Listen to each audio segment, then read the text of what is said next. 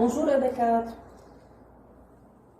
On va travailler ensemble les exercices du dossier concernant le chapitre 12, les invertébrés, dans le livre, page 52-53, et dans le dossier, page 84-85. Mais avant de commencer, je veux faire une petite révision de la leçon déjà expliquée en classe. On a expliqué en classe que les invertébrés sont des petits animaux qui n'ont pas un squelette interne, ou bien qui sont dépourvus de squelette interne. C'est-à-dire, ils n'ont pas des os à l'intérieur de leur corps. Ça va? Les invertébrés, ou bien le groupe des invertébrés est divisé en 5 sous-groupes. Les 5 sous-groupes sont les crustacés, les insectes, les mollusques, les annélides et les arachnides. D'accord? L'objectif de cette leçon est de définir les invertébrés et de déterminer les caractéristiques de chaque sous-groupe. Maintenant, on va voir les caractéristiques du premier groupe, les crustacés. Les crustacés sont des petits animaux. Leur corps est divisé en 2 parties, la tête et le tronc, et ils ont 10 pattes. D'accord? Le deuxième sous-groupe des invertébrés sont les insectes. Les insectes sont des petits animaux encore dépourvus de squelette interne. Leur corps est divisé, regardez ici la fourmi. Les parties de son corps sont très nettes, on peut les voir, ou bien sont très visibles, on peut les voir nettement. La tête, le thorax et l'abdomen. Les insectes ont 6 pattes et comme on a dit, ils ont leur corps divisé en 3 parties, tête, thorax, abdomen. Ça va? Le troisième sous-groupe, les mollusques.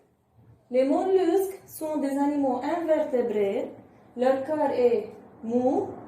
Il y en a des mollusques, leur corps est recouvert par une coquille comme l'escargot, ou bien nu comme la limace. Quatrième sous-groupe sont les annélides, comme le ver de terre. Les annélides ont le corps allongé et divisé en anneaux. Les annélides n'ont pas de pattes. Le cinquième sous-groupe, les arachnides ne sont pas mentionnés dans cette leçon. Ce sont des animaux encore invertébrés. Leur corps est divisé en 2 parties et ils ont 8 pattes. D'accord? On va commencer les activités par le premier sous-groupe, les crustacés. Comme on a dit, les crustacés sont des animaux invertébrés. Leur corps est divisé en 2 parties et ils ont 10 pattes. Ouvrez le livre à la page 52 et le dossier à la page 84-85. On va commencer par la première question. Regardez bien, ici, il y a la partie A. Donc, regardez dans vos livres, encore, partie A, page 52, comme on fait toujours en classe. Donc, on se réfère au livre. Ça va? La première question. La crevette, un invertébré vivant dans l'eau. Et on a dit encore dans l'explication en classe que les invertébrés, je répète, sont des animaux qui peuvent vivre ou bien dans l'eau, ou bien dans l'air, ou bien sur terre. La crevette est un invertébré qui vit dans l'eau. Ça va? Et je répète, la crevette a le corps divisé en 2 parties, la tête et le tronc. Elle a 10 pattes. Et encore, la crevette est recouverte par une carapace. Cette carapace protège le corps de la crevette. Et si on enlève cette carapace, le corps de la crevette est si souple qu'on peut le découper facilement. Et on peut le plier et déplier facilement. Pourquoi? Parce que de nouveau, la crevette est un invertébré. Elle n'a pas un squelette ou bien elle n'a pas une colonne vertébrale. D'accord? Donc, la première question, récap, la crevette. Continuez à annoter le dessin de la crevette avec les mots tête, tronc, carapace, pattes. Déjà, eux, ils ont écrit le carapace et l'œil. Vous de continuer les autres, annotez les autres mots dans le dessin. D'accord? Yalla, commencez, annotez-les. Alors, On va corriger. C'est la tête.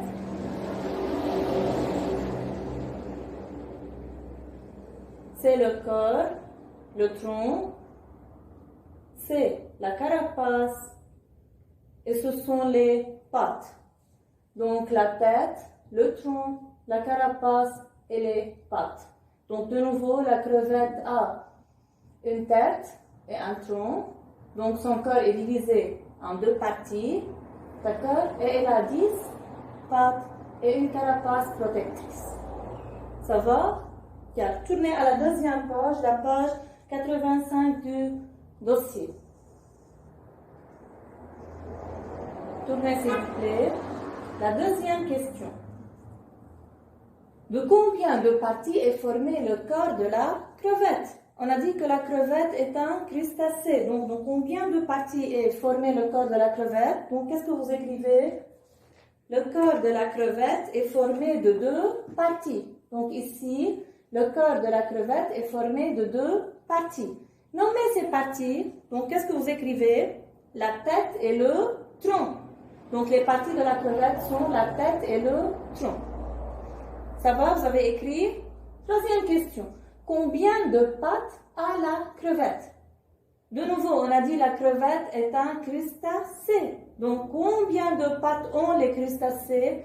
Les crustacés ont 10 pattes. Donc, on écrit la crevette a 10 pattes.